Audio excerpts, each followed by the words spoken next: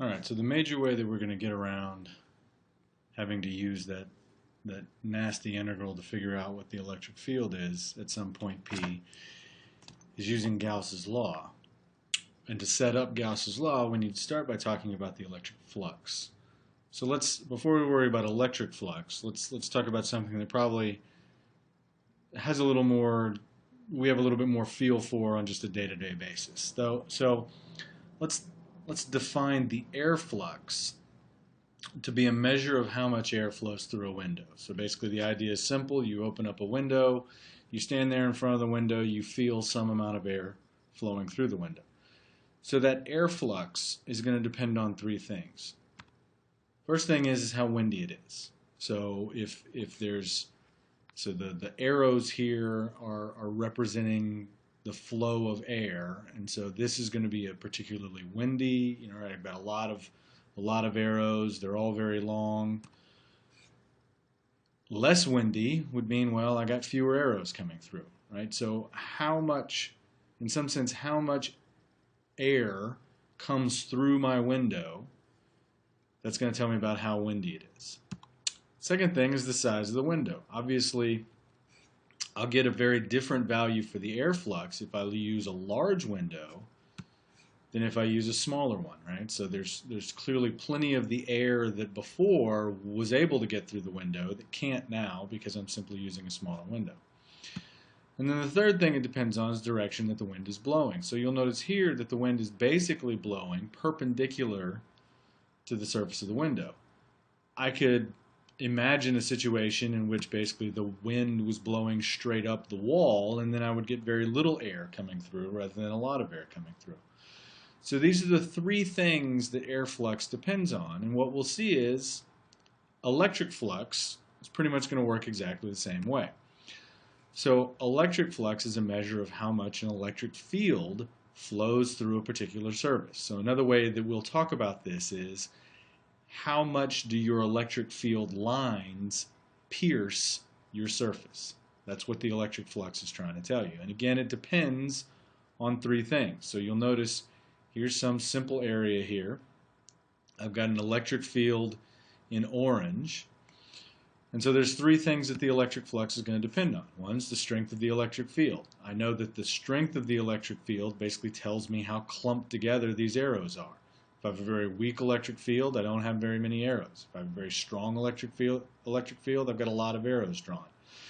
So clearly the stronger the electric field, the more field lines, electric field lines, will pierce my surface. The area of the surface, again, in the same way we talked about with the window, if I have a very small surface that doesn't have the opportunity to catch a lot of electric field lines. If I have a very large surface, that's obviously going to be pierced by more electric field lines. And then third is the relative orientation of the electric field in the surface. Again, you'll notice here that my surface is basically perpendicular to the electric field lines, which is going to maximize the ability of the electric field lines to pierce the surface. So the electric flux, just the same way we talked about with the air flux, depends on basically the same three things. The strength of the electric field, the area of the surface the electric field is piercing, and then the relative orientation between those things. And so in its simplest form, I can sort of take care of all three of these parameters by calculating the electric flux through for a constant field through a flat surface in the following way. It's simply going to be the dot product of the electric field vector with the area vector. So a couple things here. One, we're saying we've got a constant field. So this electric field vector, again, you can notice these lines, they all point the same direction, so they're all evenly spaced. So here's my constant electric field.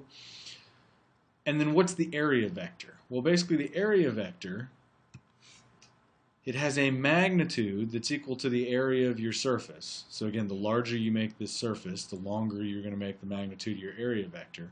And then the direction of the area vector is normal to the surface. So basically the area vector is perpendicular to your surface. So to maximize the electric flux, what I want to do is I want to line up the area vector with the electric field vectors. And so as a dot product, right, I know that this is one way to calculate this is just it's the x component of the electric field times the x component of my area plus the y component of the electric field times the y component of my area plus the z component of my electric field times the z component of my area. So that's just our definition for how we calculate a dot product. The other way that we can do it is, again, it's the magnitude of the electric field times the magnitude of the area times the cosine of the angle between them. And you'll notice that these three things happen to be exactly the three parameters we were talking about before. The strength of the electric field, the area of the surface that the electric field is piercing, and then my cosine theta gives me some indication of the relative orientation between those two vectors.